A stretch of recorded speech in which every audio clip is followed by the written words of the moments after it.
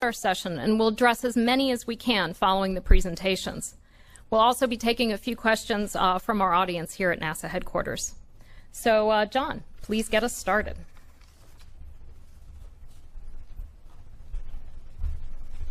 Well, thank you very much, Ellen, and welcome everyone to our session on the search for life in the universe. We are entering a new realm in our search to answer the question, are we alone? And today we're here to tell you a bit of a grand story. Thanks to investments in technology, we have pushed the limits of our most creative scientists and engineers and are about to take a big leap in our quest to unravel the mysteries of the universe.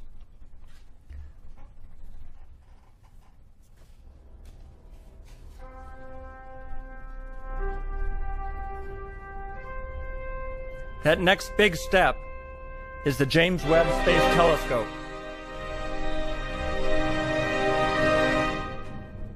And we love drama at NASA.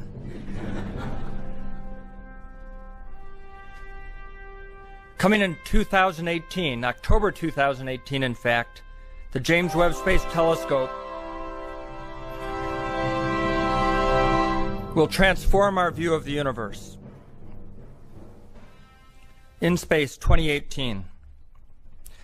Now, 400 years ago, our mission is to innovate, explore, discover, and inspire. And I hope today that's really our main purpose, is to inspire all of you to be along our path to try and unravel these mysteries and perhaps to find out the answer to the question, are we alone?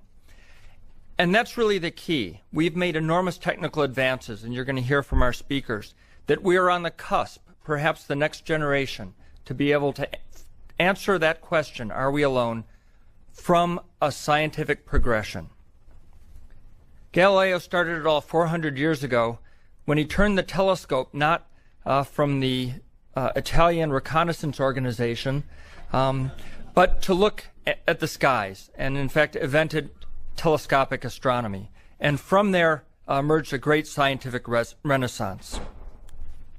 In our time, the Hubble Space Telescope, deployed by Charlie Bolden in 1990 and repaired by me a few times, the Hubble has really transformed our view of the universe, and not just for scientists, but I think for everybody on planet Earth. It's opened frontiers in virtually all areas of not only astronomy, but many areas of fundamental physics. Today, we're going to present to you a little bit of the history of the universe, but it won't take 13.72 billion years to describe. But I find it amazing that with relatively small telescopes, the Hubble is a 2.4 meter telescope in Earth orbit, we've been able to piece together almost this entire history of the universe, from just a few 100 million years after the Big Bang to the evolution of stars, galaxies, planets, our own planet, and the solar system that we live in. John Mather will describe this in more detail.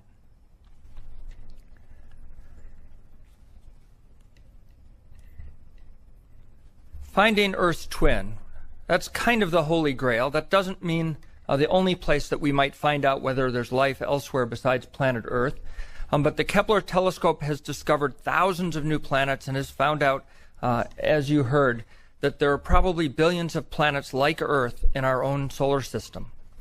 This is a picture of a system that Kepler discovered, Kepler 62, and in that system are several planets that could live in a so-called habitable zone where liquid water would exist, trying to look for life that's familiar to us. And Sarah Seeger will describe that in some more detail. What are we looking for? This is science. We're not looking for what Charlie and I might have been looking for on orbit, which were aliens coming to visit us. We're looking for signs of life on a planet around a nearby star. And what those signs might look like. Well, if we were looking at Earth, we would see signs of our sky, our blue sky. We would see signs of oxygen, of carbon dioxide, of sulfur dioxide from volcanoes. And we might even see signatures that there was plant life. And we see that by dissecting the light into its component colors. And Sarah will describe that in some more detail. Spectroscopy. Occasionally we have a chance alignment of a planet with its star, and light passes through the atmosphere, and it's some of that light that we can look at that will tell us about the characteristics of the planet. It's called a transit or transit spectroscopy. The James Webb Space Telescope may allow us to detect the presence of water around a very large planet, a rocky planet, a water world. To go the next steps, we want to look for biosignatures, not just of liquid water, but of the gases in the atmosphere, and perhaps leading to the discovery of life. Our investments may transform the way we approach this. The Space Launch System, for example, could provide us the capability to launch a much larger complex telescope, or perhaps to go investigate Europa. And instead of taking 7 years to get there, we could get there in an express of perhaps 3 or less years. We've seen some amazing things in our solar system. This is a view of part of Saturn and Saturn's rings from the Cassini spacecraft. And if you look closely, you see this pale blue dot. That's the Earth from 900 million miles away. Pretty amazing. It doesn't look like much, but by analyzing the light of the Earth from this distance, we can learn something about the planet, and Sarah will talk more about that. So we have a progression. We have a roadmap or a path that we're trying to take, and it started with ground-based observatories and the 1995 discovery that we live in a universe that has other planets in it. Originally, we thought there were only 9 planets. Of course, then we were demoted to 8 planets. But with Hubble, the Spitzer, and the Kepler telescopes, we've really transformed our whole view of the universe. And Sarah will talk about that, but such that we now know that we live in a galaxy and a universe filled with planets. We're working on the Transiting Exoplanet Survey Satellite, which will survey our nearest neighbors. The James Webb Space Telescope, which will allow us to study those neighbors in great detail. We're also working on concept studies, and you'll hear from Dave Gallagher about that, of the WFIRST/AFTA telescope. And in the decadal survey was outlined a New Worlds telescope, a telescope of a new generation that might be able to actually answer that question, are we alone in the universe? These are not just dreams. This is what we do at NASA. We queue up things that some people say are impossible or that are dreams, and we make them reality. And with that, I'll hand it over to Dr. Mather.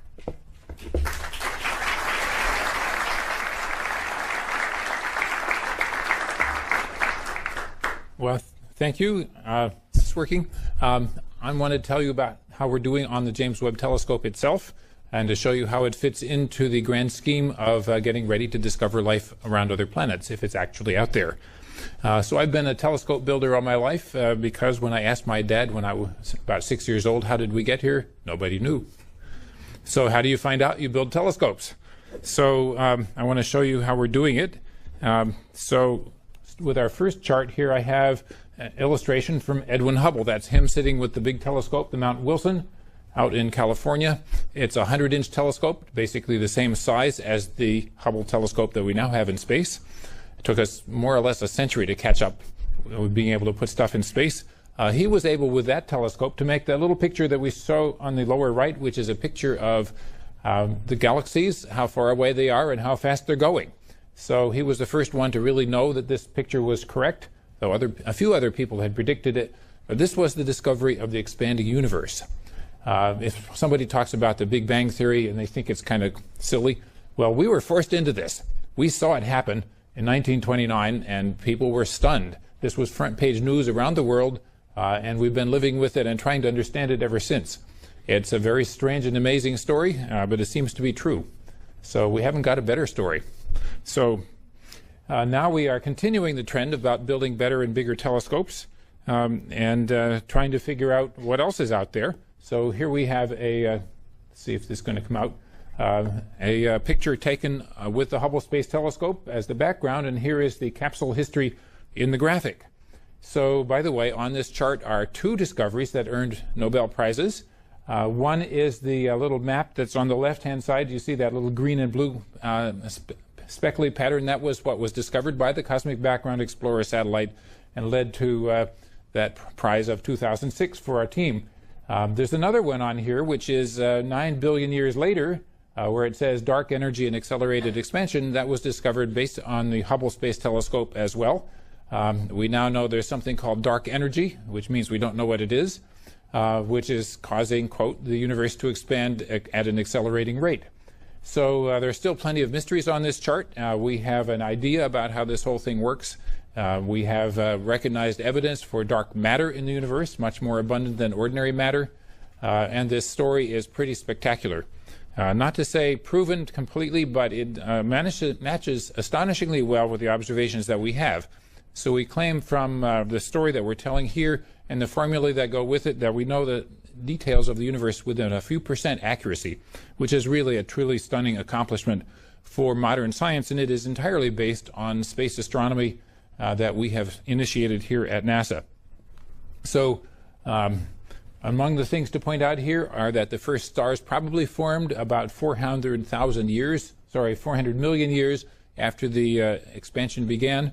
I would also like to point out that the Big Bang that we describe as a Big Bang is not like a firecracker going off in the corner, but is actually an infinite universe expanding into itself, probably without a beginning, although we talk about the beginning, and probably without an end. So this is something we don't know, but sure would like to know. So going on to tell you more about it, there's little Earth over there on the right. We're newcomers. We have been here for about 1/3 of the age of the universe. 4.5 billion years for the age of the Earth, 13.5 for the age of the universe. So now I want to show you a nebula, which is somewhat like the nebula that we live in, the Milky Way galaxy. As you know, a galaxy is made of hundreds of billions of stars orbiting a common center, held together by gravity. Some of that gravity comes from dark matter, by the way, and we wouldn't be here without it. So if anybody thinks, well, dark matter, that's just an amusing thing those astronomers thought up, we wouldn't be here without it. So lots of wonderful things for us to find. If the sun were in that galaxy, we would be somewhere out on the outer edge, and we would be able to look in towards the center, and we would wonder what it was like, because we live in the plane of our Milky Way galaxy, which is about as flat as a CD, and so you can barely see the structure of it when you live inside it. So we have to look at other people's galaxies, if there are indeed people out there, to think about what does it look like to be who we are. Anyway, so one of the great mysteries is how does this happen? How do galaxies like that come to be? So we have a simulation, of course. Nowadays we have computer simulations of the weather, and sometimes they're correct, sometimes not. But at any rate, we now are able to start with the statistical calculations of what the early universe was like, put it into a computer, simulate the action of gravity, operating on the dark matter and the ordinary matter, and accounting for the cosmic dark energy that causes acceleration. So this is a simulation of early universe. You see gravity is pulling the material back together. By the way, the simulation has subtracted out the fact the whole universe is expanding. So it's taken that viewpoint. Now you can see galaxies beginning to light up with explosions. This is a totally spectacular process. We have black holes forming and drawing in material, sending out jets of immense intensity. All of these things happened in the early universe much more frequently than they do today. If there were people or intelligent beings back there to witness this event, it would have been a very, very spectacular event for them to think about. By the way, there were chemical elements of life being produced in these explosions, so we could imagine that life was possible within a few 100 million years of the original expansion. So here we're running along to the universe is almost 9 billion years old in this simulation, and it begins to settle down, and that's an interesting time because that's about when the solar system was formed also. Here it's beginning to settle down, the universe becomes quiescent, and the solar system forms. So imagine, if you could, that we tell whether this picture is true. How would you know if it's true? We take snapshots of the picture, of the movie, and you compare the snapshots with the snapshots of the sky that we can make with the Hubble telescope and the successor telescopes that we are now building. So that's a great mystery for us. We are on the trail of figuring out if it's true. So, by the way, this simulation was called the Illustris, and it's just current this very year. So now I show you a picture of the thing that you would think of as a star. If you look at the middle star of the Sword of Orion, this is it. This is not a single star. This is a cloud of glowing gas and dust with hundreds and hundreds of bright new stars born in there very recently, shining beautifully. This is where astronomers always turn their new telescopes to see what's most beautiful and most scientifically interesting, because it's one of the places where stars are being born in great abundance today. By the way, there's about 5 or 10 new stars per year being born in our Milky Way. And so it's something we have plenty of to study. Presumably some of those have planetary systems with them. One of the great opportunities for us with the Webb telescope. So now I want to talk about how did we get started with the James Webb telescope in particular. So back in 1995, Alan Dressler chaired a committee that recommended two things. One was to build a telescope like the one that we're building. It wasn't called James Webb Telescope back then, of course. And they said the other thing they said was develop the technology to find Earth-like planets around other stars. So we've been doing that. Now, in that day, we had no idea how many of them there would be. So we didn't know how hard the project would be. We have made immense progress, both on the technology, which Dave will tell you more about, and on knowing how hard the job is. We know there are billions of planets out there, and they're not all far away. So this is definitely a good step forward. So our project was endorsed twice by the National Academy of Sciences. They do a survey every 10 years. It was their top priority in 2000, and they built their entire survey in 2010 around it. So we're doing well with carrying out what they want us to do. And by the way, we got our first peer review when this project was announced to the Astronomical Society in 1996 by the head of NASA, Dan Golden. He got a standing ovation for the presentation. And I think that was definitely an encouraging sign that this was the project our entire user community, scientific world would like us to do. So we're doing it. This is what it looks like. And I have the logos for the 3 space agencies that are partners in this immense project. The telescope, by the way, is being built by our prime contractor, Northrop Grumman, near LA, but under supervision and direction from NASA Goddard, where I work. So I'm speaking here about this one, which is now a project of well over 1,000 people currently working on behalf of 10,000 roughly future users and all human beings who will use the data. This is a comparison of how large the telescope is compared with the Hubble. These are scale pictures. So you see on the left the mirror of the Hubble, 2.4 meters in diameter, about 8 feet, same as Hubble, the man's telescope on Mount Wilson in 1920. So on the right-hand side, you see the James Webb telescope. The mirror is about 21.5 feet, roughly the distance from floor to ceiling in here. Much larger, clearly much larger than the rocket is. So we have an immense challenge of folding it up to get it into space. The wavelength range is illustrated there on the bottom also. The telescope, the new one, overlaps the wavelength coverage of the Hubble. At the near infrared, we begin at 0.6 microns, which is about the wavelength of a red laser pointer. And we go out to 28 microns, which is a wavelength which your body emits very intensely, and you don't feel it. But you would be cold if you were out in outer space because of that radiation. So there it is.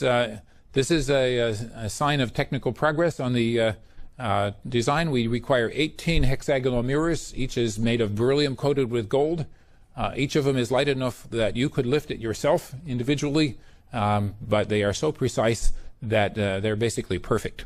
So the sketch on the right-hand side shows you that if we were to expand the mirror to the size of the continental United States, the mirror would be accurate within 3 inches. So this is completely amazing technology we have now mastered and we're using. The mirrors are finished, by the way. They're all in their storage cans up at Goddard Space Flight Center.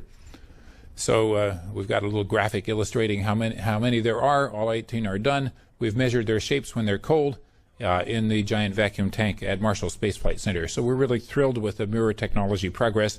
This is something where my friends and colleagues laughed at me and said, you'll never be able to do that. But we have done it. It was hard.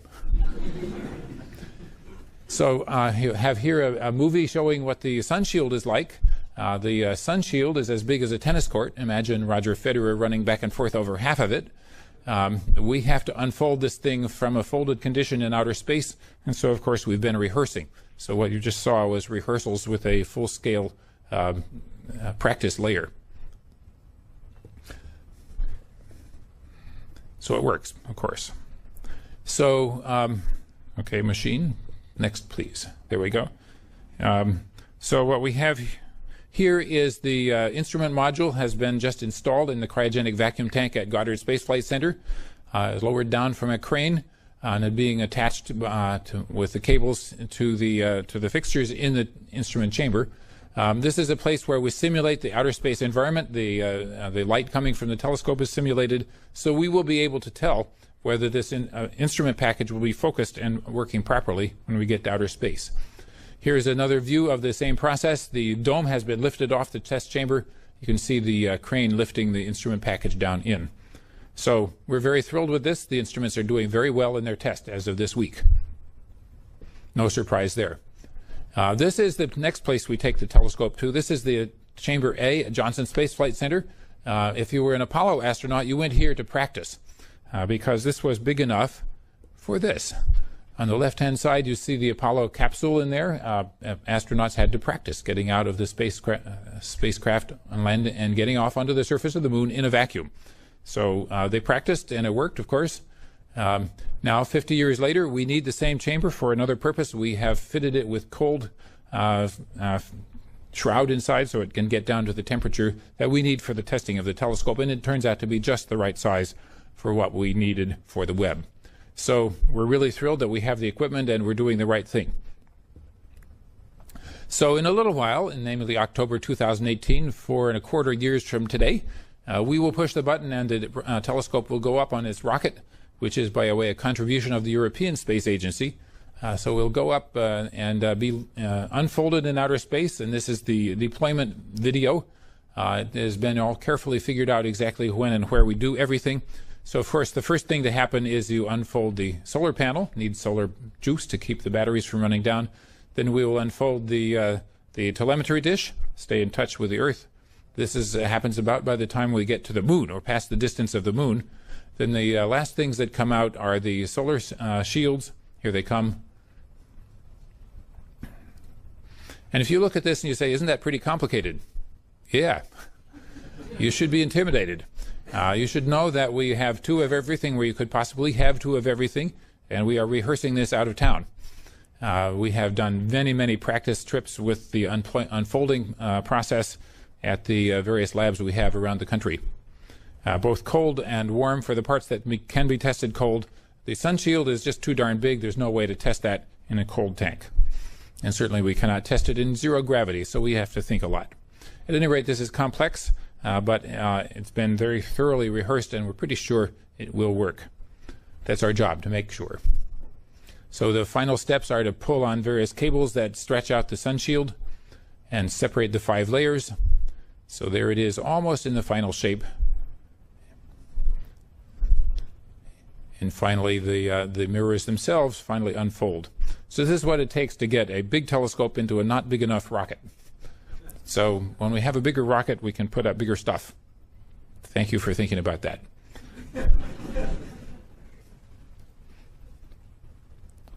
And of course, you can also imagine when we have astronaut capabilities in deep space, we'll be able to make sure the telescope keeps on working longer.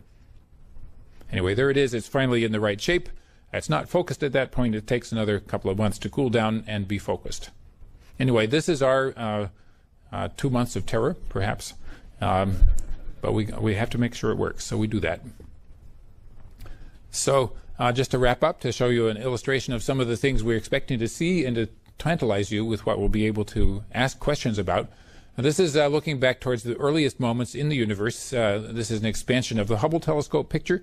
Imagine that the real one is much sharper, like this, with many more galaxies in it. So this tells you that there's an awful lot more to know than what we can see today, looking back towards the earliest moments of the universe. Also, going on to things that are close to home, where stars are being born today. This is a dust cloud with a star being born inside, as seen by the Hubble, using first the visible camera and then the infrared camera on Hubble. So there's a little star in there making planets, probably. We'd like to know. So we will definitely be pointing the Webb telescope over there to see about planets and learn how systems like the solar system may be formed. It's not the only thing we'll be doing, but I think this is time for me to hand over to our next speaker so she can tell you how we will be using these telescopes to search for the origin of life. There we go.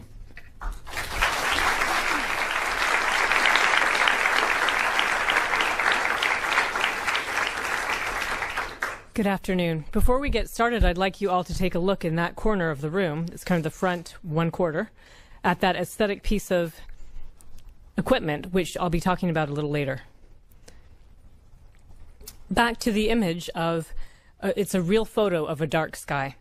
And every star, just to remind everybody here that every star in the sky is a sun, and if our sun has planets, we naturally expect those other stars to have planets also, and they do. In fact, if you're so lucky to go out to a dark sky and ask and wonder how many of those stars that you see have planets, it turns out that it's basically every single one. Astronomers have found, statistically speaking, that every star in our Milky Way galaxy should have at least one planet. That might not be surprising if you think logically, but what is surprising is that all of these planets, they're so very different from our solar system. Our own Earth is actually extremely hard to find. And so in the short term, we have mostly found planets that are unusually not like our solar system. For example, planets Jupiter size or Jupiter mass where Mercury should be. Hot super Earths that are so close to their star that their surfaces are likely hot enough to melt rock. Planets orbiting two stars, and we have this list of incredible discoveries made by astronomers in various ground and space-based telescopes everywhere. So our own Earth twin remains elusive, but that's what I'm going to be talking about today. Now, what's most relevant for us, actually, is one of my favorite discoveries ever in astronomy and planetary science, and that is that small planets are extremely common. And this bar chart shows some of the results from the pioneering Kepler Space Telescope. It shows you on the left axis fraction of stars with planets, and it says periods less than 50 days, but that number is now increased to a couple of hundred days. On the bottom, it shows planet size relative to Earth, and the cartoon picture just reminds you, the images actually remind you of the relative sizes of Earth and Jupiter. Now, I want you to just focus on the relative heights of those bars, and if you look at the far right, you'll see that Jupiter-sized planet at 11 times Earth radii, there are hardly any, actually, very few, compared to the bins that have these planets that are 1 to 3 Earth radii. And essentially what this is telling us is that small planets are extremely common. And we don't have super hard exact numbers for you, but it may be as high as 1 in 5 sun-like stars may have a planet that is favorable, not too hot, not too cold, but just right for life. And in fact, when we talk about the search for life beyond our solar system, we first fixate on the so-called Goldilocks zone or habitable zone, illustrated here very roughly in green. This schematic shows you reminds you of part of our solar system, Mercury, Venus, Earth, Mars, and Jupiter, and the other planets aren't shown.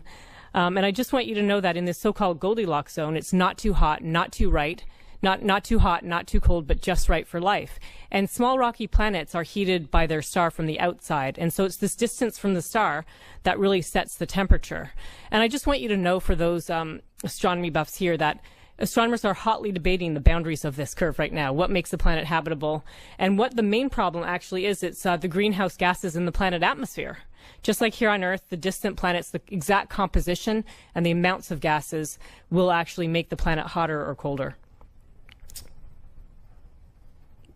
So what we're going to do to search for planets is we want to be that may have life on them. We want to be able to look at the atmosphere to assess the greenhouse gases and assess the surface temperature, and even to look for biosignature gases, which are gases created by life that fill the atmosphere that we could detect remotely by space telescopes. And we have two-pronged approach. This decade, we'll be searching for super Earths transiting small stars. And to start with, in 2017, NASA will launch the Transiting Exoplanet Survey Satellite, TESS. This is an MIT-led mission that consists of, you can see in the image, the illustration, 4 very specialized telephoto lenses that are really not all that huge. They have big baffles, and they will have about 24 by 24 square degree field of view for each lens. And TESS will do an all-sky survey and look at hundreds of thousands of stars for thousands of planets. The prime return will be small rocky planets transiting small stars.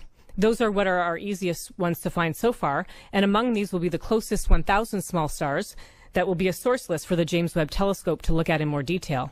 And what the James Webb Telescope will do, it will find what now is actually a standard approach to studying exoplanet atmospheres. And you can see in the cartoon image on the left, a planet transiting the star. If a planet is very specially aligned, it will go in front of its star, as seen from the telescope. And you see a small drop in brightness of the star. We don't see any stars other than our sun spatially resolved in that detail. And the cartoon on the right is illustrating what happens when the planet is in front of the star. Some of the starlight shines through the atmosphere. And if we do it right, we can actually pick up the gases from the planet that are imprinted on the atmosphere. And we hope to do all of that, we plan to, with the James Webb Space Telescope. And what we hope to see is a spectrum that looks something like this. What this is, it's wavelength absorption as a function of wavelength. And just so you know, for the people who aren't experts in spectroscopy, if we can't see gases in the atmosphere, if there's a cloud blocking the planet, or if there happens to be no atmosphere for some bizarre reason, this would be a straight line. So we're looking for deviations from a straight line with a special imprint that will indicate liquid water or other things. Now, about the TESS and James Webb combination, James Webb Space Telescope was not designed to actually find signs of life on another planet. And I do get asked all the time, what are the chances that the James Webb will find signs of life? And so I will answer it in two ways. In one way, we have to get really lucky. Every small star has to have a planet in its habitable zone, and each of those planets, most of them would have to have life, and most of that life would have to actually generate a byproduct gas that could fill the atmosphere. And the second way that I'd like to answer it, which I'd like you to walk away with, is that with the James Webb, we have our first chance, our first capability of finding signs of life on another planet. Now nature just has to provide for us. So to make sure we beat the odds, we want to follow the next approach, in parallel investing in a more futuristic way. And that way we want to search for Earth-like planets orbiting sun-like stars. We all are kind of self-centered. Here we call it terracentric. We want to find planets like Earth because in many ways, well, Earth is our only planet that we know of with life on it, and we'd like to find a replica. And in this way, we have a major challenge here because unlike the big Earths transiting small stars, the problem is extremely challenging in that Earth itself is 10 billion times fainter than the sun. And here you can see a real photograph of our sun, and that is the size of Earth, but it's not just the size that's relevant here. It's the fact that light has to go from the star to the Earth and reflect off of Earth, and for us to be able to detect that. And just to pause for a moment, I'd ask each of you if you've ever made a measurement that goes to 10 decimal places. That's like me asking you to measure the width of, this piece of paper to 10 decimal places. It's extremely challenging. And that's what we're setting out to do at NASA, Northrop Grumman Corporation, and other places around the country. So this is showing you the glare of how bright a star would be. And ideally, we'd like a way to go to space, and it's what we call direct imaging. We want to, A, get above the blurring effects of Earth's atmosphere, and B, block out that starlight so we could see a planet directly. I'm just actually going to back up and show you that one more time. Our goal is somehow we need to block out that starlight. Now this shows you we can block out the light, and then hopefully we'll be able to see other planets. And I just want you to see that we have this star shade, and the goal would be actually to block out the starlight so we can see the planet directly. And I hope you will all admire this for a moment. It's actually was really used in the desert for testing of a concept we call the star shade. So what the star shade is, its goal is to block out the starlight so that only the planet light will enter the telescope. But I hope you're all wondering why this is such a very special shape. And actually the reason has to do with diffracted light. And this is my only professorial slide here, but I want you to be able to walk away with something that I think you'll find interesting. And that is, if we were to imagine putting up a big circular screen in space or a big square, and to block out a point source, a star right behind that screen, we would get what you see on the top right. I think you can see rings. We wouldn't see a point source, the star in the image. We would actually see these rings. They're called Airy rings. And what it is the starlight is would be diffracting around the edge of the screen. It's the same as if we used a circular telescope. It's actually just because the waves are bending around the edge and interfering. We give an analogy, it would be like dropping a pebble in a pond, and you see ripples, those water waves. So how can we handle this when the first of those light waves is 100,000 times brighter than the planet we're looking for? Well, the answer is to have a very specially shaped screen. And you can see in the bottom left there a kind of a star-shaped. And the equivalent image you would get with that screen and a point source star is the one on the bottom right. And in this case, the analogy is like dropping a pebble in a pond. When all of a sudden, all around the pebble, it would be so perfectly smooth to 1 part in 10 billion. And all the waves would be pushed away at the very outer edges, going crazy. And that's the basic concept, a special shape to handle diffracted light so that it works to your advantage. So here's the concept of the star shade. A telescope and star shade could launch together with the petals unfurling from a stowed position, and a central truss expanding and snapping the petals into place. In fact, that truss has heritage from large radio deployables. These petals have to be manufactured to hundreds of microns, and the starshade itself is tens of meters in diameter and would have to fly tens of thousands of kilometers from the Space Telescope.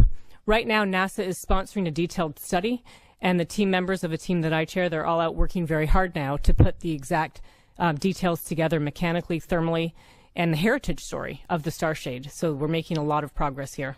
And there are other ways to block out the starlight from space, and we'll hear more about those in a moment from, more about those in a moment from Dan Gallagher.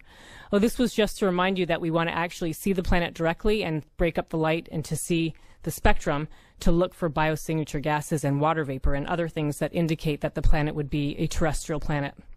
So to finish, I just want to show you this image of Earth. It's Earth as seen from the Voyager 1 spacecraft at 4 billion miles away. Because when all is said and done at the end of the day, to the rest of the galaxy and universe, our Earth is just an exoplanet. And so we want to find another planet to understand what our place is in the cosmos. And I want you to know that we're all here today because we believe we're very, very close in terms of technology and science and actually finding the other Earth and our chance to find signs of life on another world. Thank you.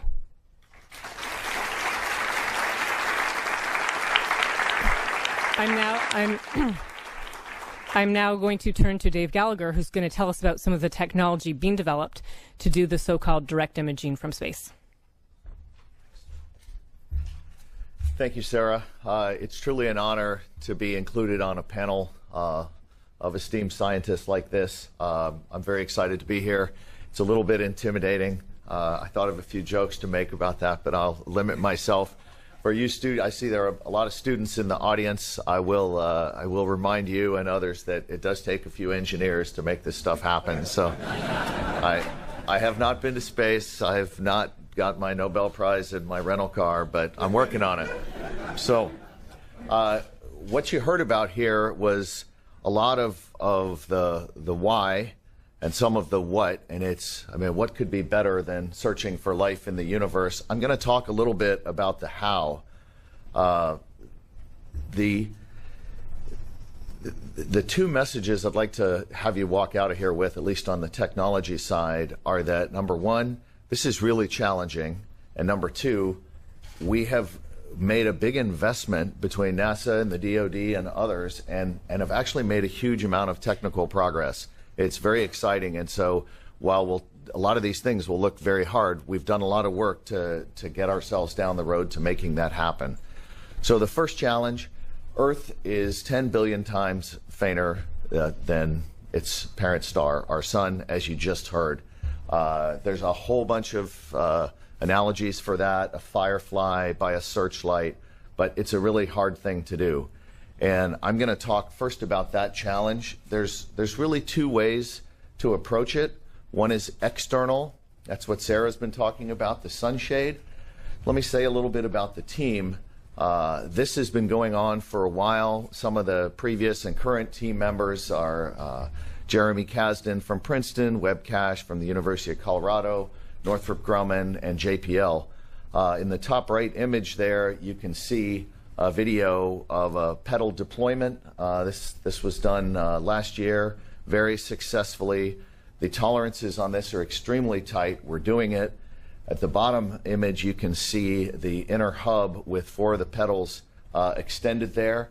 We have 9 summer students this summer at JPL who are working on actually building the deployable inner hub. That work is going extremely well, and all indications are we can meet the tolerances required. We've measured them. They're repeatable. So this is well within our capability. On this chart, rather than in the lab, this is some testing that was done out in the desert by Northrop Grumman. What's really impressive about this is this was a relatively crude test done in the desert at night with temperature variations and wind and stuff floating around in the air and rattlesnakes and whatever. And we've actually been able to demonstrate contrast ratios extremely close to what we need with the star shades. This is a small scale star shade separated by about 2 kilometers, and it really works. So The first slide was showing you how this works in the lab, that we're measuring and demonstrating that. And this is, proof that, again, exceeded our expectations given the test conditions. So that's the external way. So now from the large to the very small. There is another way to block out the parent light, and that's using an internal occulter, also known as a coronagraph. The cartoon at the top left is a simplified illustration of our high contrast imaging testbed at JPL, where we allow scientists to come from around the world with various types of coronagraphs, or essentially masks. So when you think about that star shade on a large scale blocking the light, the coronagraph is doing it on a very small scale. And in the cartoon on the left, you can see a imperfect wavefront comes in, and it bounces off a deformable mirror. There's a control loop after the beam splitter there that has that deformable mirror correct the image, and then the coronagraph mask blocks the light from the parent star. And in the middle image, you can see actual lab demonstration of a dark shadow, which is 10 billion times fainter than the central source. I won't explain in our limited time here why it's only on half the image, but that was intended as part of the lab setup. And then on the right-hand side, you can see the effect of the deformable mirror. So again, this is technology funded by NASA, going extremely well, and proving that these things are possible. So we're studying a 2.4 meter mission called WFIRST AFTA. If I had more time, I would expand the acronym. That would take about 5 minutes. This program was made possible by the generous donation of a 2.4 meter that sounds like a PBS spot, by the donation by the NRO, National Reconnaissance Office, of a 2.4 meter telescope. It's really enabled this mission. And it's under study now in astrophysics. It's going extremely well. And if you look at the three images, the first one is a no mask image. The second one is with a mask. And then the bottom right shows you a simulation with a planet of the mask and deformable mirror. So this will be our first chance to fly a coronagraph in space and demonstrate this. Okay, I talked about two challenges. The second challenge is that Earth is intrinsically very faint. I won't dwell on this. I think my co-panelists got this point across. That's a Hubble image with a planet that you can see extracted by a very crude early instantiation of a coronagraph. And then what we would need to find these Earth twins, or to find an Earth-like planet, as we've been talking about, is something that's 1 million times fainter than that. And when it comes to finding faint things, it's a very simple algorithm. You need bigger telescopes, you need more collecting area. James Webb is leading the way in increasing the collecting area. As you've seen, it's our biggest telescope yet, and mirrors are built. Everything appears to be working perfectly, and we're well on our way to success in 2018. The search for life is going to require even larger, lighter space telescopes. So you can see the evolution from Hubble to James Webb to an artist's conception there of a 16-meter space telescope. In green is the ratio of the launch mass to the collecting area of the telescopes. So the message is you got to get bigger, and to do that, you got to get lighter. One of the ways we do that is with very lightweight replicated optics. Sitting over there in the case is what's called an advanced hybrid mirror. Northrop Grumman has built, that's about a 1.2 meter hex segment. These are lightweight silicon carbide mirrors that are actuated and have a very, very fine nanolaminate foil across the top, kind of the composition of heavy aluminum foil. These have been built, proved out, the technology matured up to a very high level, and essentially ready to go. At last, expanded there for you is just to show you a couple of concepts for larger space telescopes. There's a 9.2 meter and a 16.8 meter version. Those are being studied. There's a lot of promise in both of them. You can see a lot of large deployments required, but we'll have a lot of confidence because of the work done on James Webb, as well as the technology work being done now. And then finally, There are some really far-out concepts. Ball and DARPA are working on essentially a 20-meter membrane telescope that looks very promising, and it's essentially got an etched diffraction pattern on the membrane, and that's been demonstrated at subscale versions in the lab. Thank you very much. I'd like to turn it over now to Matt Mountain.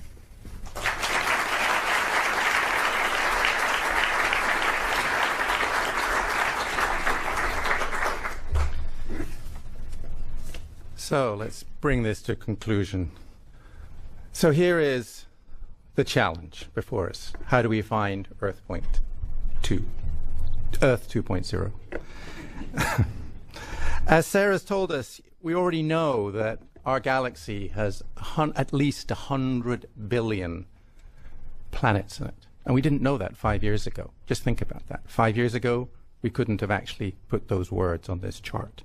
That's what Kepler and NASA has done for us. We actually know now what life might look like. We know life can actually imprint itself on the atmosphere of planets going around other stars. This is what a living planet looks like. We actually know where all the stars are. Here are all the stars nearby to us within 200 light years. This is every single star within 200 light years of the sun. We actually know how many stars live a long time, between 5 and 10 billion years. That's where we have to look. It took 4.5 billion years for us to arrive here. We actually have done the census. Kepler has actually done the census of how many planets there might be in our galaxy. And what we've learned is remarkable. Between 10 and 20% of stars have Earth-like planets, or at least Earth-sized planets, in that amazing zone called the habitable zone, the Goldilocks zone. Not too hot, not too cold, just right. So let's take those statistics, take that census data, and let's do the discovery. Here are all those stars. We can now apply those statistics and ask, how many stars can we see with a 5-meter telescope, roughly the James Webb? Apply those statistics. What you see on the right is how many stars the James Webb or a telescope like it. Very few. How lucky, as Sarah said, do we feel? With 10 meters, we can peer even deeper into that cloud of stars. We can go deeper and we can separate out and see even more planets. And with a 20-meter telescope, we can see hundreds of Earth-like planets around other stars. That's what it takes to find life. Of course, this is a hard problem, but NASA has been very good at doing these hard problems. NASA's ability to launch great telescopes like the Hubble and soon the James Webb. It's going to do anything? Here we go.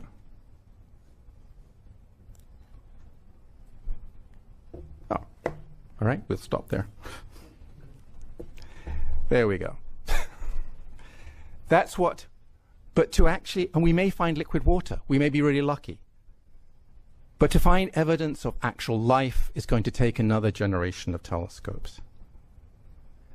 And to do that, we're going to need new rockets, new approaches to getting into space, new approaches to large telescopes, highly advanced optical systems, as David and Sarah have showed us. But between us, between science, NASA's technology, and today's space enterprise, it's within our grasp for the first time in human history to make a discovery that will change the world. Or to plagiarize Steve Jobs, a discovery that will put a serious dent in the universe. Now, if we can get a telescope into space of the sufficient size and get it launched, imagine the moment that the news breaks we've discovered Earth 2.0. Imagine the moment the middle school kid who looks up from procrastinating about his math homework, my son,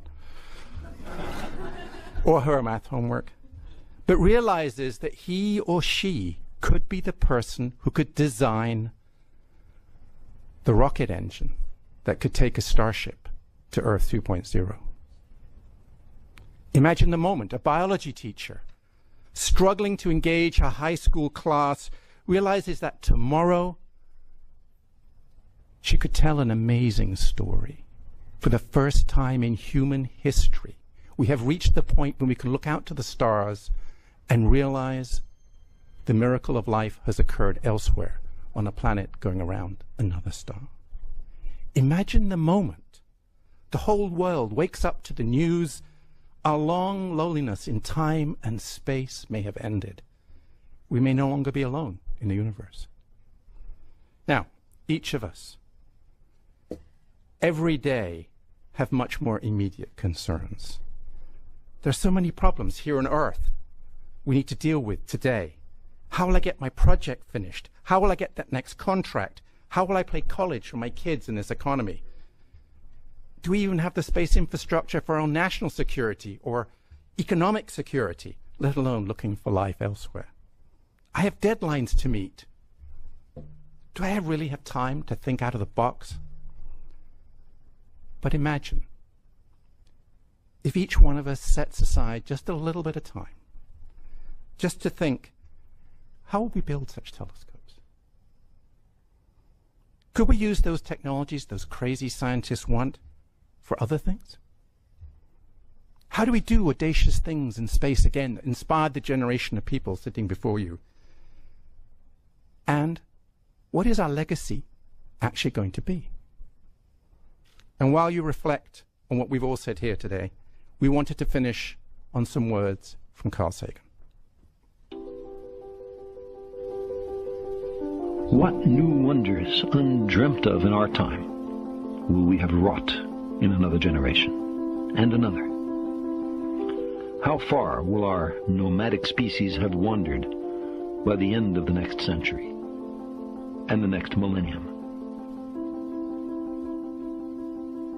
Our remote descendants, safely arrayed on many worlds through the solar system and beyond, will be unified by their common heritage, by their regard for their home planet, and by the knowledge that whatever other life may be, the only humans in all the universe come from Earth. They will gaze up and strain to find the blue dot in their skies. They will marvel at how vulnerable the repository of all our potential once was, how perilous our infancy, how humble our beginnings, how many rivers we had to cross before we found our way. So imagine the world. We've gone from Galileo, Hubble, Spitzer, Kepler, enabled by NASA and their partners. What's it going to take to cross that next river? It's going to take a partnership that's led to the James Webb Space Telescope, a partnership that may be able to lead to other telescopes. Putting together the partnership that can find Earth 2.0 is a challenge worthy of a great generation. Thank you for listening to us. And Ellen, over to you.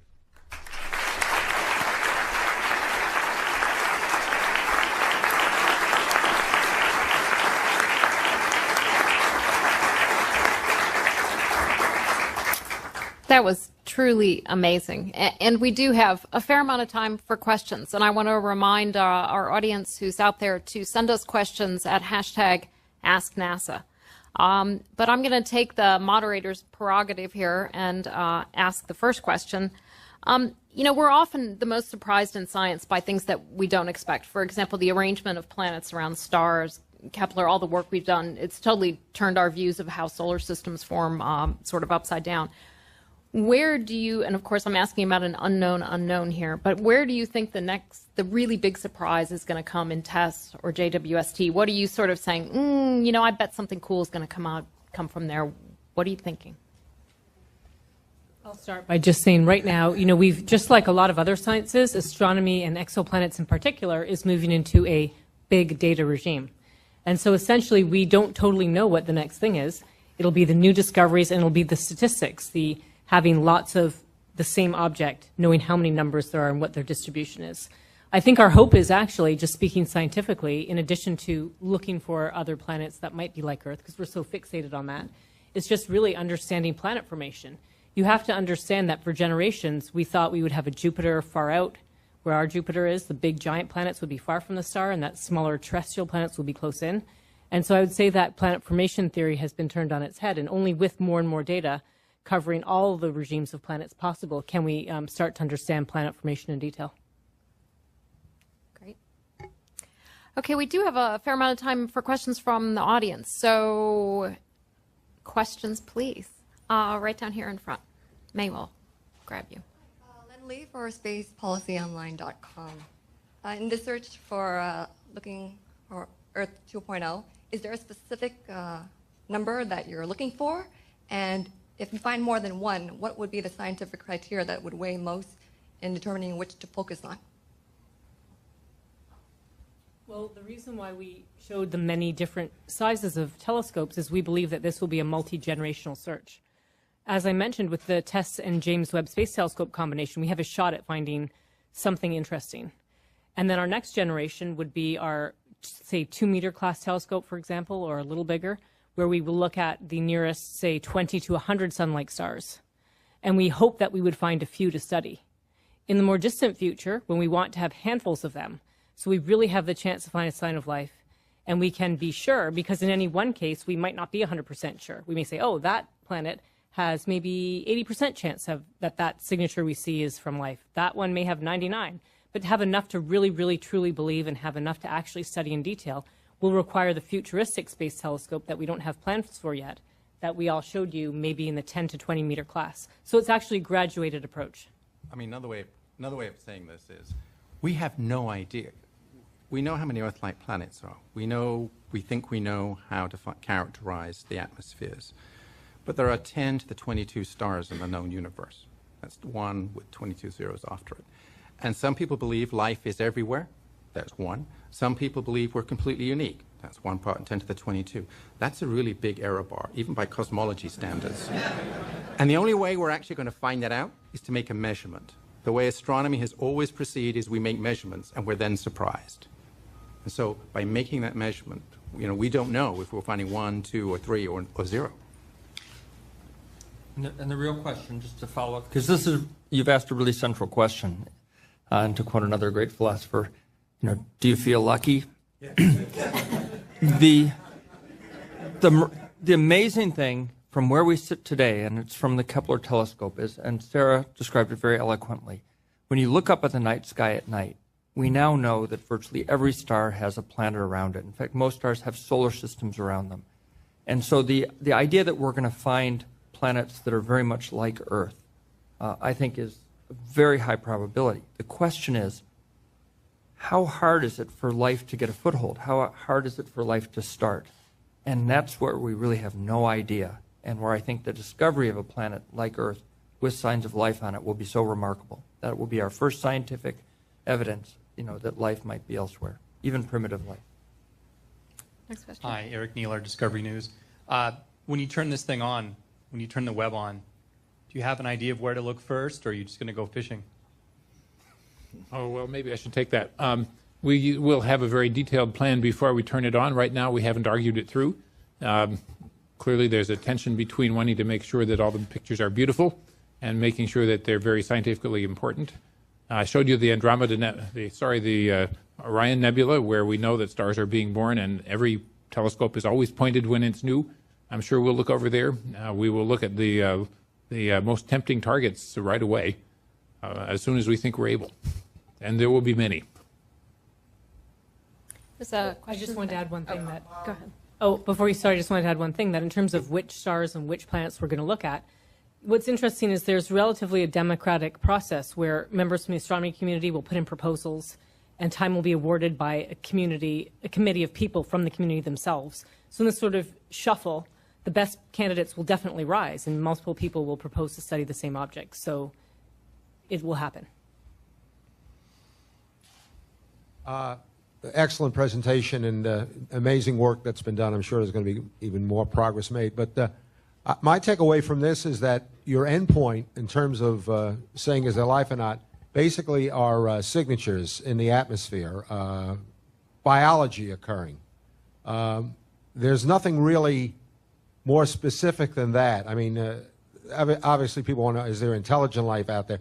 If you had a system that, for instance, would be able to discover or be able to observe electricity or incandescent light, incandescent electrical energy, that would also be very exciting. But the way I think you've presented it is it's basically you're looking for biological signatures generically. Is that correct? Yes, I want to add that we are looking for biological signatures, gases that are produced by life, gases that don't belong in the atmosphere that, like our own Earth, we have oxygen, which fills our atmosphere to 20% by volume. But without plants and photosynthetic bacteria, we basically have no oxygen, except in some unusual circumstances. What you're talking, we often refer to as technosignatures, signatures that there's people or creatures on another planet that can generate a signal that's not naturally occurring. People have studied that in a lot of detail, but it's just too hard for our first generation space telescopes. Those signatures are super small and very narrow and very, very weak. So we hope that someday, a much later generation, will actually be able to see those things and follow up on what we have first found. Thank you. Okay, let's go to some questions from social media. Sure, this one is a popular question here. It comes from James on Twitter, who asks, if and when life out there is discovered, will the U.S. government actually let the people know? Sounds like a good chief scientist question. Of course we would. That would be so amazingly exciting. And at NASA, our policy, whether it's data coming back from Mars, data coming back from Kepler, we try to get it out to the public as soon as we can because we want everybody to share in the excitement of discovery. Okay, our next question here comes from, Brian on Twitter, who's asking, are you looking for intelligent life or living single organism bacteria? Well, in fact, we believe that we don't know what will be generating that byproduct gas. It might be some kind of sophisticated life. It may just be single-celled bacteria. And by the way, thanks for asking that question because we forgot to specify here. We're looking for whatever's out there that's generating gases that don't belong in the atmosphere. There's a separate approach that we didn't talk about today, SETI, Search for Extraterrestrial Intelligence, and I think you can believe that if we find any signs of life via these biological gases, other people with other techniques will be following up in any way. Okay, we'll take another from social media. Indeed, wonderful here. This question is regarding the star shade here. It comes from Katrina, who asks, how does the star shade move away from its telescope and stay in relative position? I didn't see any thrusters in the animation. Yeah, it's essentially, think of it as a separate spacecraft. While it could be launched together, it has to formation fly. It's not as challenging as you might think, but it's going to be out thousands, tens of thousands, potentially 100,000 kilometers away, but it has to maintain a relatively straightforward stability that's well within the state of the art right now for its guidance, navigation, and control. Right, and I forgot to say at the end of my presentation that the object back there in the corner, it's a prototype petal, one that was shown in one of the pictures. And so I guess we need an animation in the future that shows the spacecraft bus with the thrusters and other things that actually the star shade is attached to. Let's take a few questions in the room before we go back to social media. Go ahead. Mm-hmm. I can talk? Okay. Well, thank you very much. I have a question. Have you thought about using the sun as a gravitational lens or using an array of a small telescope instead of a really big telescope? Do you want me to take that? I mean, one of the problems is pointing towards the sun is a really bad idea. We go to an awful lot of trouble to keep the Hubble away from pointing at the sun because the sun is really bright. So it's a really dangerous undertaking. You'd have to think it through, though people have looked at this idea. The problem with the array of telescopes is it gives you the angular resolution, but it doesn't give you the collecting area. We're trying to solve two problems. One, how do you separate the star from the planet? And that's where an array of telescopes can work. The other problem is, how do you detect something which is fainter than the faintest galaxy in the Hubble Deep Field? And there, a distributed array is no good. You don't get enough photons. So you actually need both a big telescope and a big collecting area so you can actually detect this really faint thing next to this really bright object. I mean, it's a very hard problem. I think I saw a hand. There was another question back on this side.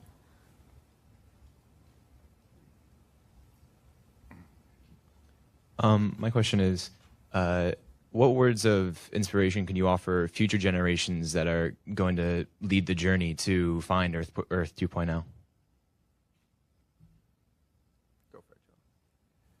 Well, I think the first thing is if you look at us up here on the podium, this is not going to be our telescope. We're the age of the Hubble Space Telescope. You haven't known a world without the Hubble Space Telescope. The next generation, which is going to be very exciting, and a telescope you may use someday, and I know Sarah will use, is the James Webb Space Telescope, and that gets us very close. And who knows? Maybe we're very lucky. But that next generation telescope involves technology. It involves a lot of hard work and the things that we've talked about. And that's something that you can be a part of. In fact, maybe the critical inventor for the optics or the technology, the electronics, or the wavefront sensing and control that will enable such a rocket. Or how are we going to package a 20-meter telescope into a smaller rocket? Perhaps even the astronaut who will assemble it in space. Another way of saying that is if you want to work on something really hard, really complicated, that will change the world, this is the project. Before we go to the next question, we have a question up here, but before that, I just want to remind people to be following us at #AskNASA and get your questions onto there. Now, go ahead. Yeah, all these great telescopes have international collaborators. What's going on elsewhere, overseas, great telescopes that don't have NASA as the lead partner? Or do they all involve everybody since they are so expensive? Well, really, the observatories that we've built, the great observatories, Compton, Hubble, Chandra, Spitzer, have been international collaborations. And the James Webb Space Telescope, with our partners with the European Space Agency and the Canadian Space Agency, are wonderful examples where the world has come together. And the U.S. is the leader in large space telescopes and space astronomy, something we're very proud of. But we're even more proud that we've always done it in partnership. And I think that is the wave of the future. Before we go to the next question, I'm gonna insert kind of maybe a sticky question that Sarah brought up a little bit earlier. When we look for life in our own solar system, we're really focusing on Mars because Mars maybe at one point was in that habitable zone. We think Mars is the most likely place where life could have developed here in our own solar system. But also in our solar system, we really want to go to Europa and find out, is there life under that icy crust on Europa? We look at places like Enceladus, like Titan, not really in a conventional habitable zone. And Sarah, you mentioned the fact that habitable zones are a little bit hard to get your head around. Right. Well, in exoplanets, we're only focused on what we can see by remote sensing. And so if there is a Europa-like world, let's say a water world, or an ice-capped planet that has liquid oceans underneath, we won't see signs of life on those. But we're not worried about it because stars are plentiful and planets are plentiful. And so we believe that there are the right combinations out there for us. And I'll just add that we're just on the cusp of releasing an announcement of opportunity for instruments for a future Europa mission. And so for the listeners in the audience and on the web, stay tuned very soon. Great. I think there's a question down here in front. Yeah, I was just curious, all the excitement of people now looking for life elsewhere, was there a point in the scientific community, was there a discovery that sort of turned people's scientists' minds to saying, I really do think there's more out there, we're not alone? Or did different scientists come to it through different discoveries? Or was there one, sort of tipping point? Well, I'd like to say there was one tipping point. If I may, we talked a bit about transiting planets, when planets go in front of the stars seen from the telescope. Well, a number of planets had been discovered, maybe 30 or 40, by a different technique called the wobble method. It's not so relevant. And we started to understand as a community that planets could be quite plentiful and in all sorts of crazy orbits. But there were many people, because in science we're supposed to give each other a hard time. It's our job to, when there's a discovery, push back and make sure it's real. And there's a large part of the community, probably most of them, who believe that the planets weren't planets, it was some effect of the star. And so I believe a defining moment was when two independent planet-binding techniques saw the same planet. And it was basically incontrovertible that, yes, planets exist around other stars other than the sun. Yes, planets are in unusual orbits. And wow, we could find something so challenging, the universe is now open for us. I think there are 2 points. One, and Sarah was actually responsible for this, one was we realized that planets did transit, but then we also realized from space, and this is something we never anticipated, first with the Hubble and then with Spitzer, was that we could actually measure the gaseous constituents of exoplanets, big Jupiters, but we actually could